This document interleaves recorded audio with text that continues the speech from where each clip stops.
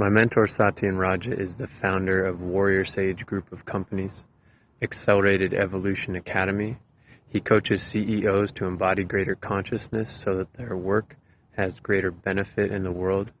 And he's been a leader in the realm of consciousness and spirituality for over 30 years. In this interview, he shares some of the most profound and important wisdom for the times that we're in. So I suggest you grab a notepad, take some notes, and listen to this interview distraction-free because you don't want to miss a thing. It was a great honor and a pleasure to do this interview with Satyen, and I hope that you get a lot out of it. So Satyen, first of all, thank you so much for taking the time to do this interview with me. I'm just enjoying doing these interviews. You're actually the second one I've been able to do. I have a bunch lined up. But I just want it to be, just good flow, organic. I do have, some structure to it. But yeah, thank you so much for taking the time to come on. Always my pleasure, brother. Always my pleasure. Yeah. So nobody's watching right now, but I am going to post these up on my YouTube channel. And for the people that are watching, the people that are going to be watching, you guys, this is Satyen Raja. He's a mentor of mine, a brother of mine, a friend of mine, someone I'm so grateful to have the relationship and the connection that we have, and a teammate, the founder of Accelerated Evolution, Warrior Sage. And, I can't say enough for the gratitude that I have for what you've done for my life, for what the Accelerated Evolution work has done for my life. So I was excited to get you on, do this interview so that you could share some more of that transmission, share with people what Accelerated Evolution is all about, what it means to be a warrior sage. I feel like as, I fall into that millennial category, and I feel like there's so many more millennials that could benefit from really learning from the people with more life experience, the elders in life, which is something that a lot of millennials don't necessarily seek out. They stay around a lot of other millennials, and you get this dynamic where there's a lot of charge in the conversation as opposed to a lot of wisdom in the conversation. So my goal here is also to expose a lot more people to someone like you that can share more wisdom around how we can navigate our lives, how we can navigate this time, the times that we're in, and how we can really up level and develop strength in all areas of life. So I'd love for you to just start out by sharing about Accelerated Evolution for someone, say, who's never heard of it. What could you share about Accelerated Evolution and what we're working on and doing right now? Well, the essence of accelerated evolution is that, many of us, we have all types of internal challenges, upsets, hurts, angers, fears, places where we're repressed, crap that's gone on in our life. All of us have an accumulated set of baggage within our system. It affects our finances. We've got baggage around money. We got baggage around relationships. We got baggage around our own personal value and our self-worth and what we're able to achieve in the world. And accelerated evolution is about going within and finding what is the baggage that's holding us back. And instead of just letting it sit and simmer and stink and stew inside of our being, we have very specific, articulated, guided verbal protocols, processes, which get to the root of those problems and transform them. So when you go into a session with an accelerated evolution guide like you are, an amazing guide, I might add, and a very profound one, is that we're able to, instead of spend days, weeks, months talking about the problems, using talk forms of therapy to get to some type of mental understanding, what we do is we go right into the heart of it like a warrior. We go right into the heart of those feelings that held us back. And then we have a very powerful way to transforming them. And when they transform, what happens is there's a freshness of mind. There's a feeling of I'm in the flow. I'm connected to the universe. There's a deep feeling of equanimity and balance and peace. And then what happens is your own wisdom, the sage, the wisdom within you comes to the surface, and your guide is able to help you then say, okay, how are you going to live this new state of awareness you're in? So, in essence, accelerated evolution to me is a way to speed up the joy of your life, speed up attaining and achieving the goals that you want to achieve without taking days, weeks, months, and years in the crap that holds us back. So, that's number one. Another very powerful aspect of accelerated evolution is to grow ourselves spiritually, to become more wise, to become more awakened, to become more woke is the new term, but not from someone else giving you understandings or teachings, not from just reading and getting more content and data, but through very powerful experiences of self-illumination, self-realization, self-actualization. That's where you find your own wisdom from your own dirt. You make fertilizer out of the shit inside of yourselves, okay? And that's another very powerful piece. And then the other aspect of accelerated evolution is we all have goals and dreams in our hearts, all of us, relationship goals, financial goals, travel goals, whatever goals and wishes we have. It removes the obstacles to achieving them. Many of the obstacles we have are all mindset, they're all belief. We're able to clear those out of the way so that those of you who are focused on achieving, crushing it, making goals and missions in life, rather than take out the long, slogged out way, full of problems, full of fights, full of tensions, you're able to achieve these things with far more ease, far more calmness, far more centeredness, and far more happiness. So that's the essence of it.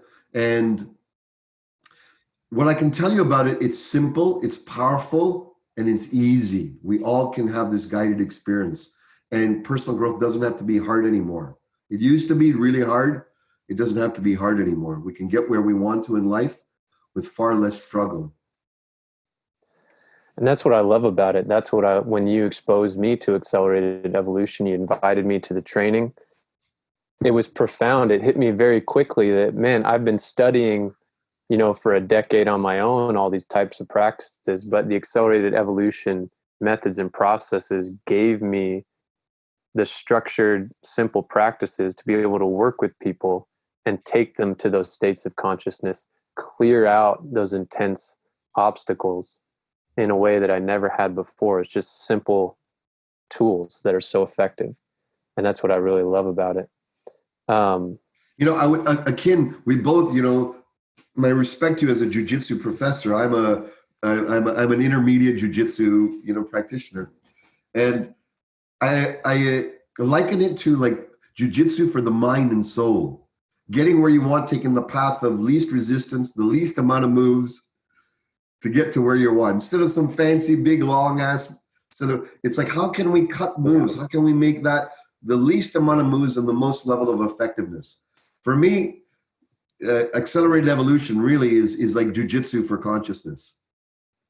Yeah. And you shared that with me a few years ago. Even I've been using that. It clicks with people too, because I'm talking to fighters and people in jiu-jitsu a lot. It's like jiu-jitsu for the mind and the emotions. And they're like, oh yeah, cool. Okay. Yeah. And, my business is Embody the Practice.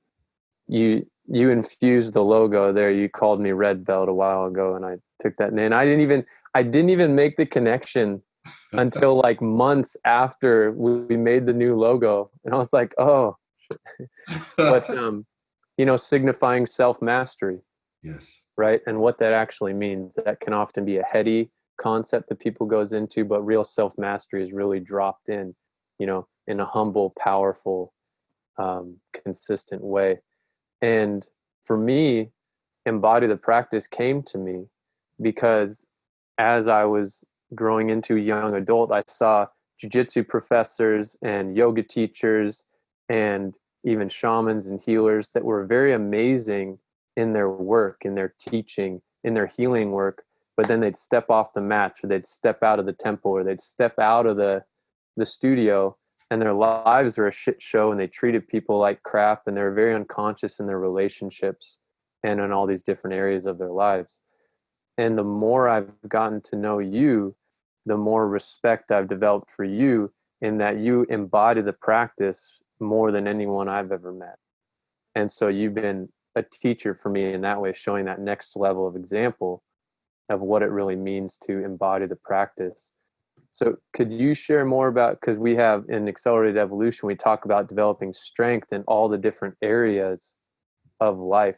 Could you share more about that and what it really means and why it's important to embody strength in all these different areas of Yes. life? Well, first of all, there's the warrior aspect within us all. You're immersed in it. Many of our friends are immersed in the warrior philosophy and mindset and practice. Martial arts is definitely a warrior practice. And so we're facing our edge, we're facing our fears, we're facing our smallness, our laziness, all those aspects. And we got to keep at it. The warrior's keeping at it, keeping at it, keeping at it year after year, day after day, class after class, until, and there's no real ultimate arrival. You're on a train, you're continuously growing. That's the warrior. But the sage is the one with us that's holding the light. In the yin and yang philosophy of the Chinese philosophy of the circle, the yin yang, the warrior is that strong outward side. The sage is the quiet, silent power within. It's so valuable to cultivate the quiet, silent, noble power of integrity, love, consciousness, respect, presence. Very, very, very, very powerful. Equanimity, meaning being able to stay balanced. And then congruence, meaning what I say is what I live. And it's not always easy to do that. There's parts of our lives, I'm sure all of us could always use up leveling in our inner congruence. And so that's part of the sage, the wisdom within us. Where are we not congruent? Where are we living a lie? Where are we bullshitting ourselves, bullshitting others? Where are we putting limits on ourselves? Where are we harming others with our voice, our attitudes, our mindset? Where are we being toxic by stuff we haven't processed? And so we come across damaging and like a bull in a china shop to other people. The sage is worthy to cultivate this inner sense of yourself so that you become more of a whole person. Then the sage and the warrior together, it's an unstoppable combination. So that's the first thing I wanted to share. But we need to dial in. Where can we bring ourselves into more power? Well, I have what I've called the freedoms that I learned from one of my mentors, Kevin Nations. Faith, family, finance, fitness, and fun. I call them the freedoms because they all start with F. Faith means your connection to yourself, your self-worth, connection to spirit, to God, to truth, to Mother Nature, to the bigger picture. Faith can be whatever it is, but it's having that connection to something that means more than just my everyday grind. Connecting to the bigger picture, bigger meaning. When we foster faith in our life, we have something to live for beyond just accumulation, beyond just gaining wins and successes and the next sex, the next money, the next power. Faith is believing in the infinite within us and the infinite everywhere. Very valuable. Faith. Another area we can focus our powers in our family. And these faith, family, finance, fitness, and fun are individual, if you will, threads of a strong rope. If any one of them is weak and you put pressure on the rope can break. You have two of them that are weak, the rope is much easier to break. So our job as warriors and sages is to strengthen all of those. So we're embodying the practice as you share. So how do we bring it into life? Faith, family. Let's take a look at what are my relationships like with my loved ones? Is there flow and love, peace and joy? Or is there bumping rides? Is there power games? Is there repressed emotions, repressed communications? So for warrior sages, having a good family life, we're moving towards it so that we have love and flow is very valuable. Very valuable. Faith, family, finance. Finance is just more than earning. It's having wisdom with money to know, I am worthy enough to earn. There's earning. There's also savings, having healthy savings, having healthy spending. We're spending less than we're making. And we're taking a part of that and we're investing properly in ourselves, in our bodies, in our health, in our families, in a better future. Faith, family, finance, fitness. This is second nature to us. We do martial arts and fitness. This is the vessel of your spirit. My goodness, take good care of it as the greatest gift God has given us. It's a vessel for our spirit. And then fun. Don't just delay in the future. One day I'll be happy. One day when I make this or I've done that, then I'll allow myself to have fun. No, inject your life with joy and fun daily. Don't make it so that it's, you're pushing it into the future. If you start with fun and making today fun and finding the fun in today, then everything gets enlivened. So these principles, these freedoms, faith, family, finance, fitness, and fun, it's a way to embody your practice, is to take a look at, hey, where am I doing with my faith today, with this week as an example, with my family, my finance, my fitness and fun. Hey, I'm doing really good with fitness. I'm doing really good with fun. Okay, maybe I need this week, I'll put a little bit more attention on my family. So there's no arrival. It's like jujitsu. There's no arrival. You got to up your game every week with these 4 Fs. Find the one that you're strong with, celebrate, pat yourself on the back with, acknowledge. The one that you could use some dialing up with, put some extra effort on that this week. Beautiful. Thank you for that breakdown. Super valuable. And I've been thinking about that a lot too. It's a lot, for a long time, I was so focused on how do I help people heal, focused on healing past stuff so they can, live the life they want to be living, lifestyle, all that. But now I've been thinking more about my coaching is training. The accelerated evolution methods are meant for training. And that's the approach I've been taking a lot more with people. How do we train your mind, body, and spirit to continuously live the life you want to be living? Because that's what's required. Yes. 2 aspects of this that I have found in personal growth and developing ourselves, so we're achieving the lives that we want. Number 1 is the clearing side.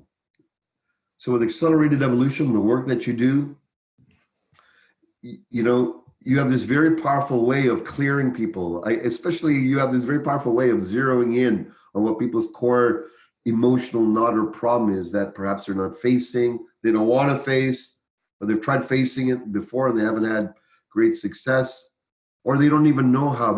It's scary to face limited thoughts or past stuff in the past. Well, we're able to clear those very rapidly. And when you clear them, then is the second phase, cultivation. Cultivation means the work that you need to do to strengthen yourself, to develop your skill sets, to develop your ability, whether that's financial literacy, relationship literacy, whatever literacy, whatever knowledge and study you need to develop even more of. It's very valuable to recognize that you just shouldn't be clearing stuff from the past for the rest of your life, or looking at, oh, my past is holding me back. No, do the work you need to do. Contact Andrew, do the work you need to do to clear, but also get on the path of cultivating your strengths. What are you good at? What do other people around you respect you for? What do you respect yourself for that you've achieved and attained? The more you focus on bringing that out and cultivating your skills in that area, up-leveling, the more your power builds. Your power and power, you become magnetic. Opportunities will start to come to you. Shit storms that happen over and over again, they'll start falling away because you're oscillating at a much higher and higher level frequency and way of being. So that's what I have to say. You got to clear and cultivate. If you're just cultivating without clearing the past, you'll have these chains around your ankle you don't even know. Like those elephants, they start as a young elephant with a little string attached to their foot, and it holds them back. As a grown adult, they could easily break that rope, but they have the unconscious fear, or they don't even realize how limited they are. We can resolve that in one session. That's the miracle of this. Yeah. Beautiful. Thank you. Another fun thing I thought I'd like to share with you is I just found it's this tiny little Bhagavad Gita. Have you ever seen one of these? I just found it in the house. I don't even know where it came from, but I flipped it open. I was like, okay, I'll just flip it open. It just has little summarized things. And it talked about the integration of dualities. And that, I can barely turn the pages. It's so small. Obviously, that is one of the main things that we focus on as a main principle for many things we could call it: empowerment, liberation, cultivation, the experience of oneness and truth. So I want to read a small bit of it, and then I'd love for you to share in the terminology that we use in accelerated evolution, and in more simplistic terms that people can understand what it means for this, the wording of this ancient text, how we can apply that practically in integrating these dualities in our lives. So it says, joy and sorrow, heat and cold are temporary experiences arising out of contact with sense objects, O son of Kunti. You must learn to tolerate them, O descendant of Bharata. And that wise person who endures such dual aspects of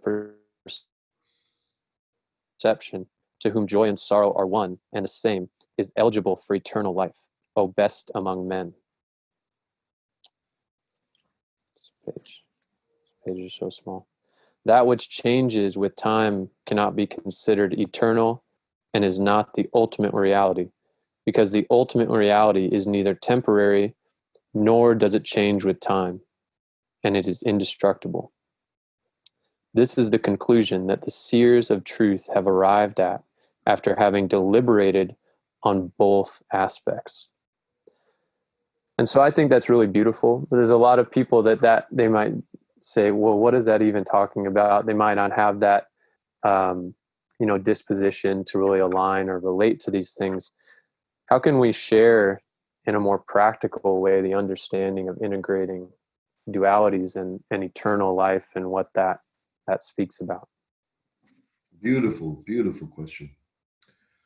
So this concept of the world is made up of dualities or polarities or antagonistic dualities, as well as complementary dualities or polarities, is timeless. It comes from many Eastern teachings, Taoism, yoga, Hinduism. Many ancient teachings are sourced, and that symbol of the yin and yang that we see so familiar, that is a symbol of these dualities. Now, a duality as an example that's pragmatic in our life, down to earth, that many of us contend with is I'm worthy and I'm not worthy, as an example. So if in our life we grew up with the feeling of I'm not worthy because we were not given the praise enough, we had failures in our life earlier, and so that hit our self-esteem in an off way, and we've identified to someone who's not worthy. Or someone said earlier in life, you were told you're not worthy, you don't matter. Or maybe you were in an environment where you were not praised or seen for your gifts, your strengths, your beauty, your uniqueness. You might grow up with this feeling of I'm not worthy. Now, we can do all the affirmations and try to change our mind around money. And if we have that deep-seated feeling of I'm not worthy, that transmission goes out in space. So either you'll look less confident, your posture will be less confident, you'll tend to be breathing shallower. In meetings, you might be the one that tends to be a little bit more shrouded. Your aura, your energy might be a little bit smaller without you even knowing. You might be wondering, how come people don't respect me? How come they don't give me the time of day or respect me? How come they don't like my ideas? That's because it's not about them. There's something in our transmission, in who we're being, that's getting across that inside you don't feel worthy enough. And the other thing can happen. There's some people who don't feel worthy and have enough self-esteem. They go the other way. Rather than become small and diminish themselves, they become bombastic. They grow an ego field. Look at me, I'm the best at everything. I can do this, and I'm better than you, and all of that bravado, machismo, that's unhealthy. This is an expression of not feeling that you're worthy enough. So what's the opposite of not worthy is I am worthy. I am of value. I do mean something. My place, my voice, my life, my mission, my vision, even just me alone means something to the world. I am worthy just because I'm here. Not because of what I've achieved, what marks I've gotten, what I look like, what belts I've achieved, what money I've made, what girl I found or guy I found or whatever it is. Whenever we look for external validation for our insides, for that lack of wholeness inside, we will always be shooting ourselves in the foot, somewhere sooner or later. So, how do we deal with this? Well, if we swing from I'm not worthy, and then we say, I'm worthy, I'm worthy, I'm worthy, when something happens that perhaps didn't work out our way, our unconscious feeling can come up again, I'm not worthy. See, look, the universe proved it to me. So we can go back and forth between these pendulums of I'm worthy, I'm not worthy, I'm worthy, I'm not worthy, stay stuck in them. So through accelerated evolution, I know you're really powerful at this, Andrew, you're able to find what are the antagonistic dualities or opposites that people get stuck in. There's ones related to money, such as money is good and good for everybody. And the other one is money is bad, it harms people. There's an example. Or rich people have gotten money because they trampled on people. The opposite view is rich people have enough abundance to help the world in bigger ways. So it's very valuable to start seeing, where do I have these antagonistic dualities? I'm worthy, I'm not worthy. Money is good, money is bad. Marriage is good, marriage is bad. This is helpful, this is not helpful. Another one we see in the political realm right now. This party, this side is right and righteous. This one is bad and evil. Those are examples of dualities being inflamed and pushed. The whole media system is pushing and aiming whatever it can to hook us in to this feeling of antagonism and for and against. And if you're not for us, you're against us. These are all examples of antagonistic dualities. They go from within, and they also are manipulated in us. Those who are in media, they know how to manipulate us to be able to get drawn into, suckered into that fight. But if we can integrate these, I'm worthy, I'm not worthy, when they integrate, then what happens is we're left in a place of peace and wisdom where we feel our own wholeness, and we don't have to have this struggle of am I worthy or not worthy anymore. That's an example.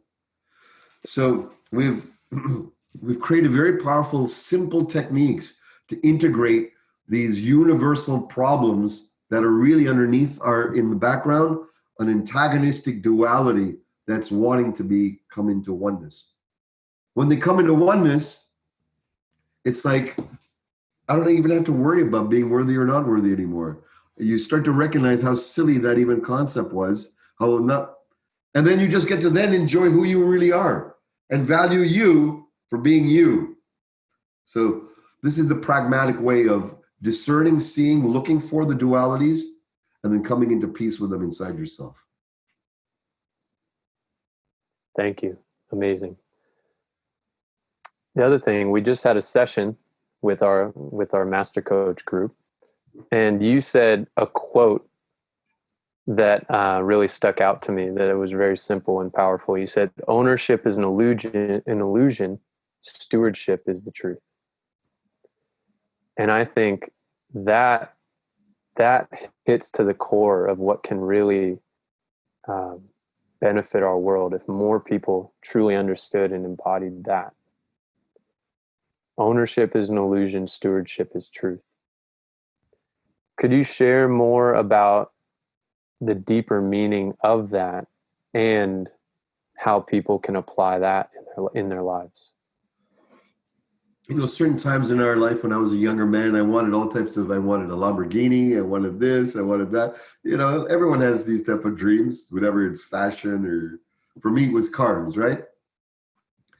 And then one of the CEOs I coach, he picked me up in his incredible Ferrari. It's like a custom high end. It's got to be worth at least $500,000, right? And I went in it. He owns it. And he picked me up from the airport. And I'm like, wow, what an amazing car. I sat in it. He took me around, gave me a great experience driving around through the city. And I got, oh my God, I don't need to own this. If I want to have an experience of a $500,000 car, I just have to call my client and he'll be more than that. He was so joyful to share this win success that he's had in life. I didn't have to own it, but he became a steward of making my day that day. And after that, I had that feeling I don't need to own this anymore. And he's got three other cars, and I have other friends who've got fancy cars if I want. I got my own nice car I have. It's not it's not a Lamborghini or anything. But what I came to realize, also I learned from my father. My father is a very wise man, and he had serious pneumonia 2 years ago. He's at the end of his deathbed. He made it through, but he was really close. And he said, son, everything I've had will come and go. It's not ours. Things will come and go. Don't be attached to the things that come too much. Don't be attached to the things that go too much, go away. If you do, you'll be a slave of your wants, needs, and aversions. You'll be a slave of getting or a slave of getting rid of. Whether you're going for getting or getting rid of. Whereas if you realize, even my body, I'm a steward of. How many functions are going on? We have no idea. Billions and billions are going on right now in our system. We don't even know. Someone is stewarding this. We have our body, we have our relationships, we have our physical stuff, house, car. I have a comic book collection. This is my most valuable thing. My most valuable thing I own is my comic book collection. That I have a deep, that's my attachment to. But I'm still stewarding it. As when I get older, I'm going to give them to my kids and my grandkids if, they come. So it's better to not own anything right now, to let go of the lust for ownership. That doesn't mean you can't, on paperwork, be worth whatever you're worth. It's in your soul knowing this too shall pass. So don't clamor onto it. As you realize, we are here to tend to be stewards of this earth. The divine has given us powers not to own the earth, but to see all the resources of this planet for the good of the all, to be more conscientious about sharing, about uplifting our fellow brothers and sisters in humanity, and children and animals and the earth kingdom and the earth plane. Stewardship is sacred. It lets you say, I'm humble enough to know that all that comes through me is for me to take good care of, because one day it'll all be gone. So stewardship is ultimate about care. Ownership is about accumulation. Make that switch and you'll find a spiritual abundance, a soulful heart, emotional abundance that cannot be touched by no matter how much accumulation you've had or you've gained. I know this is something that I think about daily, but even you just sharing it, I'm just feeling it going even more deeply, taking that in. So if you had just a couple minutes to share some wisdom with the younger generations of how we can navigate the current times we're in and what we can focus on in our lives to continue to create a better experience for ourselves individually and the whole, a healthier, happier, more vibrant, just healthier experience. What's that wisdom that you would share? During these times, these COVID times and uncertainty, political uncertainty, direction of our world uncertainty, economic uncertainty, environmental uncertainty, there's a lot of issues.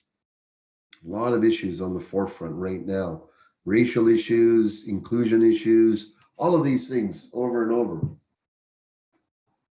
I believe there's two foundational questions that we must ask ourselves to be true warrior sages of this time and era.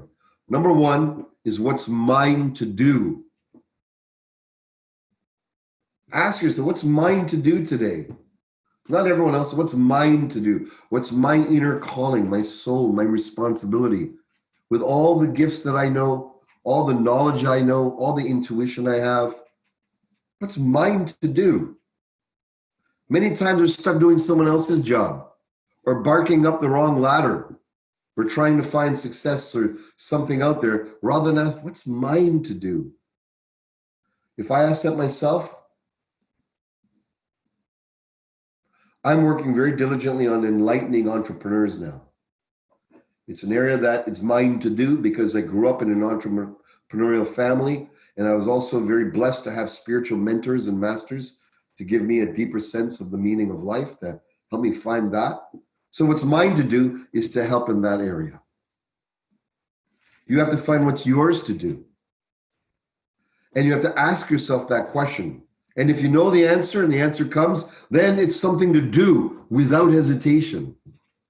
These sacred times where we're cocooning, when we're in this uncertainty, we can either collapse in fear, stagnation, apathy, lostness, anxiety, twiddling our thumbs, or we can use this potent time to potentize what is mine to do now. Equally with that instruction and question and self-inquiry is what's not mine to do. What's not mine to do? What can I let go of? I've been doing this and this. I'm wasting a lot of time. I don't need to do that. I don't need to do that. I thought I should be great at this and do this or deal with this person. It's not mine to take care of their baggage or this person's relationships. I don't have to scurry around like a good person and make sure everyone is happy or do it. No, it's not mine to do. The more we can ask ourselves what's mine to do today, what's not mine to do, and stick in that. Let go of the extraneous shit that's not yours to do.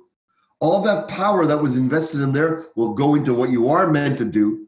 You will become more potent. You'll become more whole. Your sword, samurai sword, will become more sharpened. And you'll surely attain your dreams and visions. And if you don't have any, you're not sure what they are, they'll start coming to you. They'll start becoming more clear. So please, my friends, ask yourself in this time, what's mine to do? It could be in a small way, it could be a big, magnanimous way, and also have the discipline to do it. Put it in your schedule. If there's things that you're meant to do, put it in your day timer, even if you have to start small. 1 hour a week, I'm going to volunteer. I got that message from within that that's mine to do. Then do it. Don't procrastinate one more day. Do it starting today. And then also have the courage. What's not mine to do? What needs to be cut? Relationships? Is there some that are just parasitic and sucking your energy? Is there stuff that you're doing, work or some pursuit that's really not paying off and you've got this idea of a false idea? Drop it. It's not yours to do. Have the discipline to cut it. When you are disciplined enough to do what you're meant to do and not do what you're not meant to do, wow, it's like jujitsu for life. You become this very powerful, directed being. It's incredible. So that is the thing to do that I wish to share at this time. And to do it daily, but also ask yourself, what's mine to do in the long run? What's not mine to do? And get around it. Cut what you need to cut. Take up what you need to take up and march forward valiantly. Very simple and very powerful. Yeah, thank you. Who are the type of people that you work with and how can they contact you in your work? Well, in our Accelerated Evolution Academy, we work with all types of people who are helping others in helping professions. So you can find that at acceleratedevolutionacademy.com. And then you can also be part of our Warrior Sage community and download some of our awesome trainings on abundance, free trainings on abundance, on relationship, on self-empowerment. And you can go to warriorsage.com and become part of our international community of people arising together to do the right thing, find their power, and come together with other strong warrior sages of this planet. Awesome. Well, again, thank you so much for your time, Satyen. Very powerful. There's a lot of amazing wisdom that you just shared there. So I'm super grateful. I feel like I just benefited from this session myself as well. And I know that a lot of other people are going to benefit as well. For them to really understand what it means to embody the practice, to experience accelerated evolution, and to really grow as a powerful warrior sage in their own lives. So thank you for all the work that you do and all the service that you offer. Thank you, sir. Thank you, sir. And thanks for everyone watching, and much love and good flow to you and your families. All right. Thank you, Satyen. Yeah. Bye.